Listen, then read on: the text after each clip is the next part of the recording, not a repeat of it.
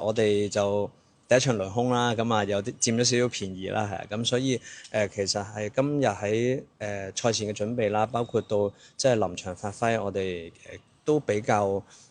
充足啦，做得係。咁今次全運會嚟呢度比賽嘅水平係更加之高啦，我覺得係。咁所以但係我覺得感覺球迷觀眾就好似都冇乜變係，因為係喺大灣區嘛，咁距離即係香港又咁近咁樣，即係可能亦都有好多香港啊嘅球迷嚟支持我哋，所以亦都好開心係啊，希望可以第時更多機會喺大灣區比賽。多現場嘅觀眾啊，有內地嘅球迷啦，可能有香港有講粵語嘅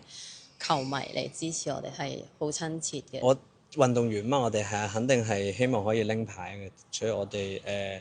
目標雖然都係希望擺喺拎牌咁，但係都知道乒乓波喺全國嚟講嗰個水平非常之高啦，一場一場咁樣打，係希望可以喺場上面去盡量享受比賽啦，可以盡量發揮到自己嘅水平咯。